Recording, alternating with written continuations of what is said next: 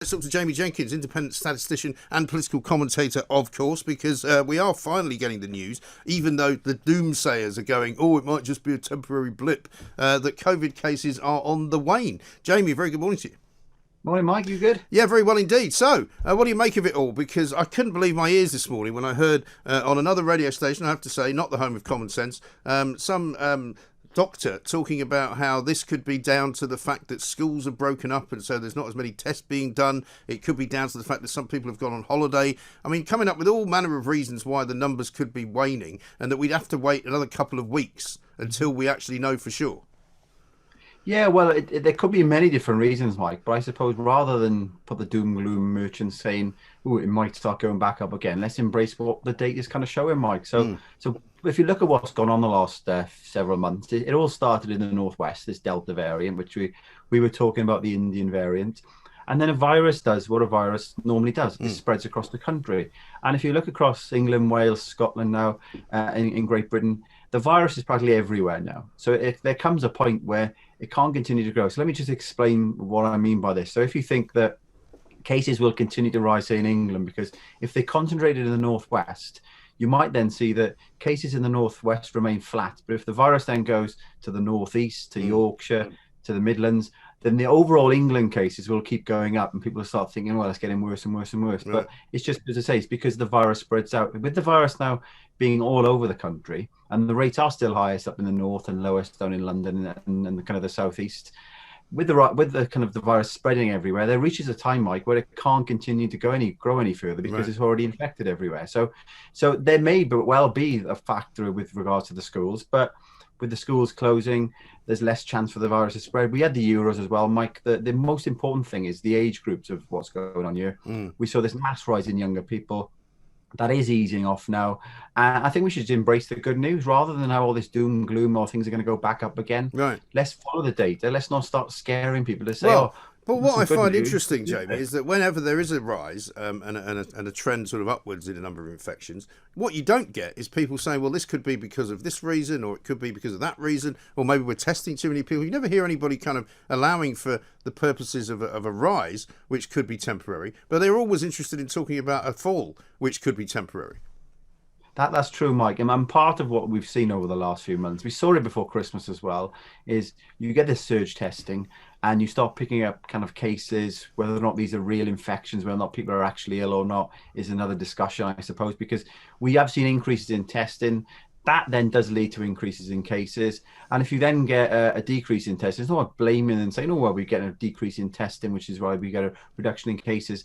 Some people will say that you get a decrease in testing as well because fewer people are going forward because they're ill as well. So you can't infer just because testing's going down that cases, things might start going back up again. I think there's some really good stuff in the data at the moment, Mike. We remember if we are peaking, we will be more clearer in the next week or so on this. It's probably too early to tell whether or not the opening of England is going to have any effect if it's starting going back up again. We probably had the first weekend of, say, young people going out clubbing and the like over the weekend. But I don't think there's been a mass difference. You're in England, I'm in Wales, where we still haven't got the kind of all the restrictions opening, but you're probably out and about. I don't think we've seen a mass explosion of everything's different last Monday than what was last Sunday. I mean, Latitude was on this weekend, which I suppose some would say could be some kind of an event which causes numbers to go up again. But I've always said, Jamie, and I think you've agreed with me, that, of course numbers will go up and down depending on what people do. It's a bit like the R rate. The R rate would go up because more freedoms were granted to people, and that was part of the model. So therefore, that's going to happen. The same way that I'm surprised people aren't now saying, well, it's obviously going down because so many people are self-isolating. Nobody's used that one yet, but I expect it will come this week. Well, we've talked, Mike, about the self-isolating, and Julia obviously self-isolating in a home. These mad rules. There's just absolute madness with the rules here, Mike. But remember now, if we are going to have an opening of the country, this is the best time to do it. You can't have an outdoor festival in the middle of winter. So if we didn't go for Freedom Day last week and Wales looking to follow in Scotland in early August, we were going to be waiting around until next year with regards to all of this. So one of I think the more important thing that we're seeing in the data the last few days as well, Mike, is younger people cases are coming down, but more importantly, there's always a lag between older people catching the virus. We haven't seen the relationship between older people catching it in relation to younger people in the past. There'll be a vaccine effect. And the rates in older people are starting to kind of level off as well, which is good because it's generally the older people who will lead to the hospitalization. So we might start seeing hospitalizations. But again, we've spoken before, Mike, they're a fraction of what they were in the winter. They might start coming down, and deaths are clearly nowhere near what they were when we had the relationship before as well. And what we know presumably as well about the hospitalisations is at least 40% of the people in hospital are people who have not been vaccinated at all. It could be as high as 60% in some places. So, the bottom line is that if you are somebody who is not terribly old, somebody who doesn't have terribly large numbers of comorbidities, you're not likely to end up in hospital, whether you've had the vaccine or not, are you? No, and the other thing as well, Mike, is many people are going into hospital and catching COVID, and they're even continuing to happen.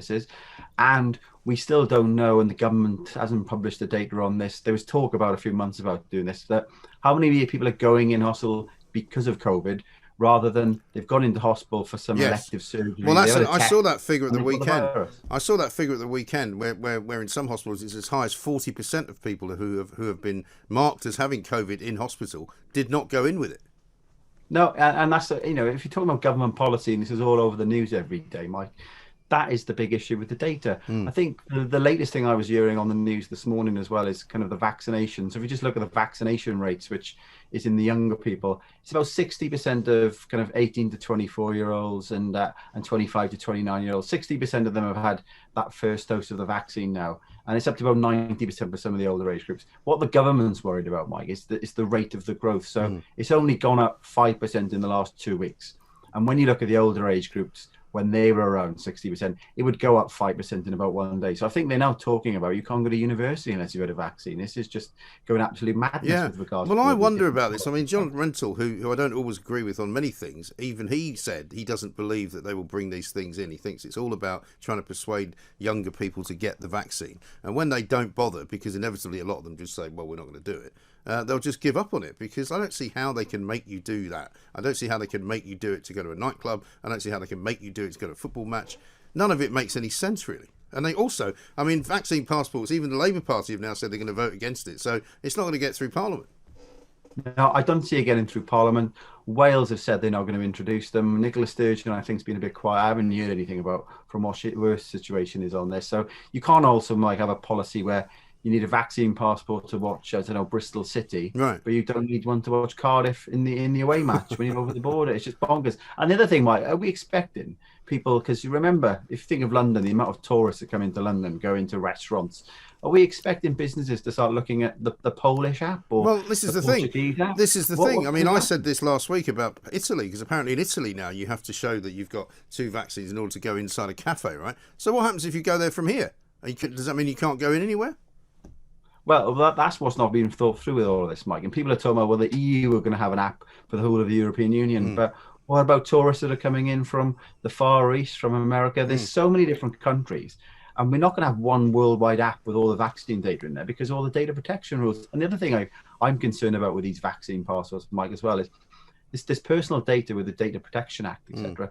You're starting to give information to businesses, which is quite sensitive. Yeah. And if you say that, if you can't go to a university lecture for whatever reason because you haven't been double jabbed as well, people are going to start thinking, oh, you're an anti-vaccine. Right. There could be many reasons why you're not having them. So they haven't really thought this through. I'm totally in your camp, Mike. Yeah. It's probably kind of let's nudge them to try and get the vaccines in. I think so. Whether or not it will actually happen is another because thing. Exactly. I mean, also, who knows whether or not some of these businesses wouldn't harvest that data and flog it to somebody. Exactly. And one of the things with data protection, Mike, medical information is at the more extreme sensitivity things where you got extra protections, but just giving everybody information that, Joe Bloggs has got a vaccine because they've had a vaccine passport. This person hasn't. I just think we're starting to put the burden on business. We've had so much burden on businesses with all of the NHS track and trace. This is another thing that's going to put a burden on business. And I just can't see it working, Mike, with regards to all these foreigners coming in, rightly so, for the economy and keeping it going. And is the person from Sweden double vaccinated? You're just going to get a lot of forgeries going on. It just seems to be hadn't been thought through very well, Mike. No, I think you're absolutely right, Jamie. Thank you very much indeed, as ever. Jamie Jenkins, independent statistician, man with his finger on the pulse, the man who tells the truth about some of the data that's being collected and makes it clear what it actually means, which would be a really, really good thing if the government did that as well. But sadly, they don't always, do they?